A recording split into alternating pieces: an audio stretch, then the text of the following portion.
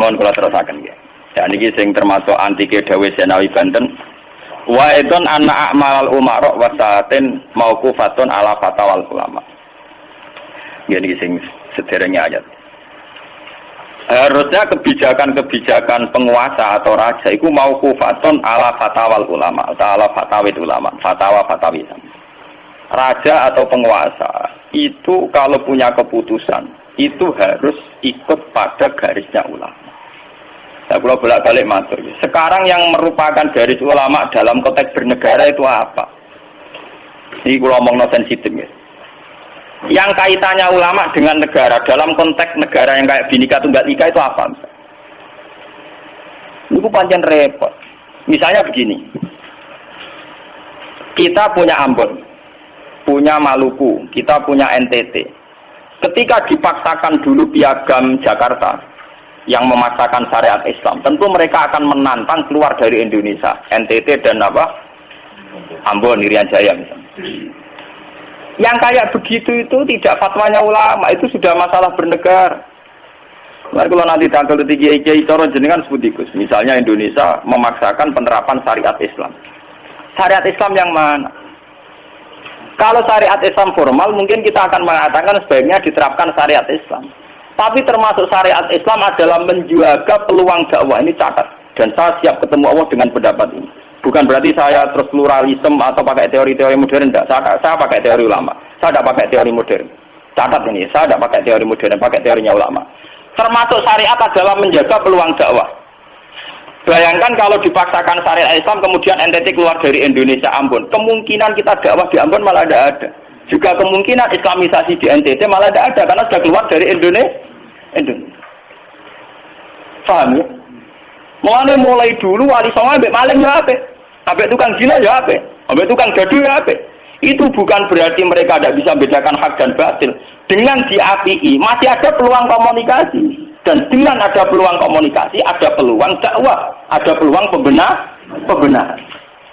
Sama dengan utuhnya NKRI NTT bagian dari Indonesia, iso Kiai Rapai kok rugen buak rono NTT.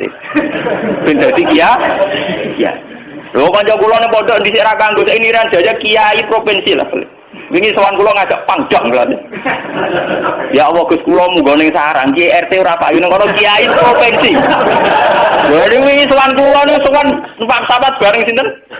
Pangdam. Saniki mun gawe yayasan nggih sekolah tinggi lah. Jadi rektor saya gitu. Wadah kita huruf ora roh. Wong sak urip-uripe ngaji rek kula ora tenan bodorane ora tenan. Saya bakatane mbek napa? Pangdam.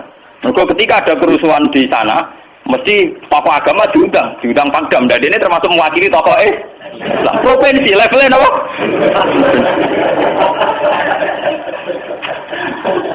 Artinya logika sehat kita, kalau kita memaksakan syariat Islam formal malah NTT lepas, itu kan berarti tidak ada kesempatan dakwah. Toh dengan tidak lepas, toh kita bukan berarti tidak ingin dakwah, kan tetap ingin apa?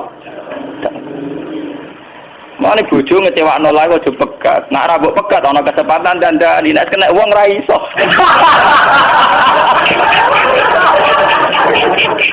Tapi tak tekir ora apa. Ya sama. Semua sejarah wali songo itu sama orang nakal kan enggak apa-apa. Sampeyan delok biografi Ki Khudori Tegalrejo, dhisik terkenal yo kancanan bajingan. Bajingane tunduk mergo sungkan ramae. Teng Rembang ana jenenge Ki Sahid, wong e ganteng ki toreko. Niku wonten bajingan tobat mergo kula sungkan mbek Sahid. Mboten nate duka mbek kula, bar ketemu kula pengen senyum. Lha iku sungkan senyume nganti tobat. Artinya apa? Saat kita ekstrim atas nama hak dan batil malah lari.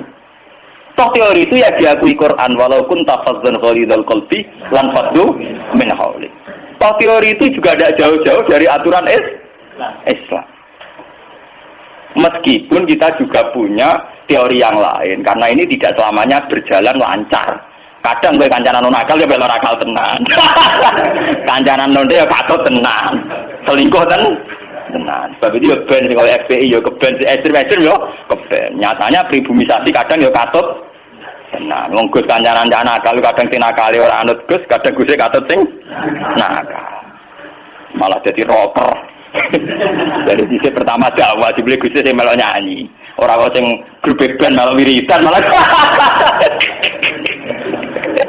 Artinya kan metode apapun kan enggak semuanya jalan lancar, tapi kita atas nama manhaj, metode, kita seluas mungkin punya wacana nggih, terus kita punya banyak pilih.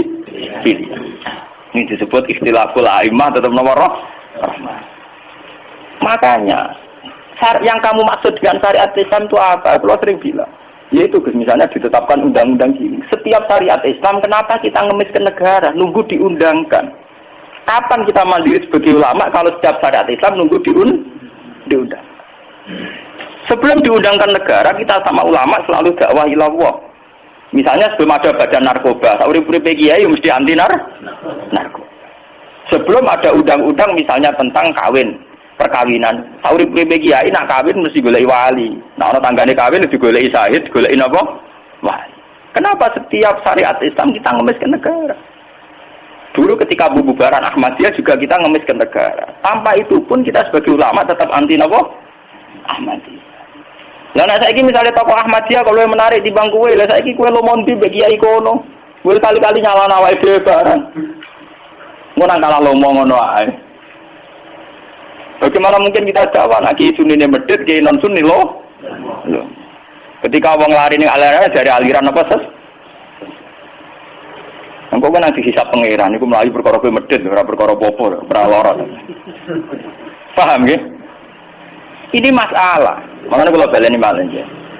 Syariat Islam itu komplit, termasuk aturan hak dan batil, tapi juga aturan dakwah. Makanya kalau terima kasih ya, sama ulama-ulama sekarang itu sekarang ada rumus, ada fiqhul ahkam, fikih yang menentukan hukum ini haram, ini halal, ini mubah, ini khilafil aula. Tapi juga ada fiqhud dakwah, di mana dalam sebuah proses diperlukan satu toleransi. Jenis nama fiqhud dakwah. Dan itu penting kita kaji. Karena dalam sejarah Makkiyah juga begitu, dalam sejarah Makkiyah. Ketika periode Mekah, zina itu tidak pernah halal. Kamu catat, zina itu tidak pernah halal. Maling juga tidak pernah halal.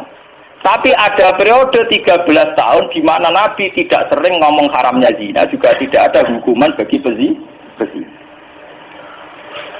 Artinya apa? Tidak mendesak untuk membicarakan urusan zina, urusan maling. Karena yang mendesak saat itu urusan tauhid. Misalnya kamu dakwah di NTT. Tentu yang penting umat diajak ke logika bahwa tauhid itu lebih benar ketimbang trinitas. Ya hanya begitu saja. Kamu tidak mungkin langsung masuk ke urusan zina, maling, gento dan sebagainya. At-tadrid fi sunnah, proses dalam sunnah. Itu juga penting. Ini tahapan-tahapan dalam proses Lah fatwa ulama itu masuk fatwa yang begini-begini ini. Makanya dalam semua sejarah wali ini catat, mesti ada ulama formal, ada ulama sing ora formal. Dhisik ana ulama sing pro syariat kayak Sunan Kudus. Selawase ra cocok bisa nang Kalijogo. Kok Kalijogo pokoke wong Islam wis bener, mulane penggemar wong Yogyo-Yogyo. Termasuk ora usah salat dari salate Mbak Kali. Atine wis salat. Wala kan boyo lali salat 3 kelas nang Jogja empuk kono. Sunan Kudus kafir cara dene. Selawase ra cocok. Ya tapi bagaimanapun, bagaimana mendakwai orang Islam kawasan Jogja, Klaten, Solo, golongannya tingkir, kalau tidak model Kalijogo. Nyatanya ya tetap saya Islam pirang-pirang, sing sholat ya wis akeh. Paham ya?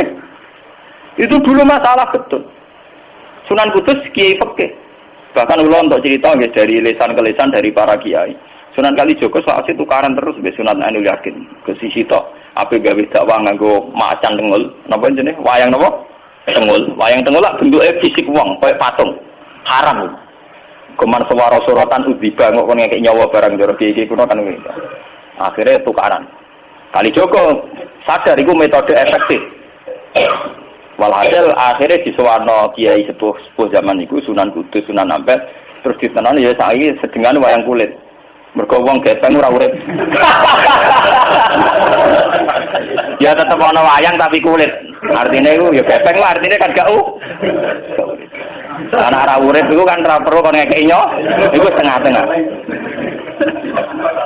Lah wong Sunan Kalijogo muni syahadat iku lemah. Munine sekaten. Muni kalimat syahadat iku lemah, muni kalimat sodo. Saking jawanisasi napa Bae dene yakin putih ku sunat ya nganggone ireng terus. Kabeh foto wali songo putih kecuali Kali Joko. Dari Pak Bionto napa? Kusumo. Yang tak kula, bapak kula Tuban Kali Joko Tuban. Wong kula nate diburu tiang-tiang gara-gara terkenale bapak kula di warisan Pak Bionto Kusumo. Saiki warise kula tu tamune kata. Golek kabine sinten Sunan? Zaman kula enak mun tak dol lah go ngopi ya.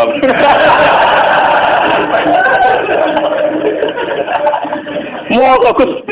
Barang apik timo didol go ngopi. Sing duwe aku terserah kula. Oh ngenyawang tenan wong alim jujur bakat ono Gus semua. Apa ya tenan.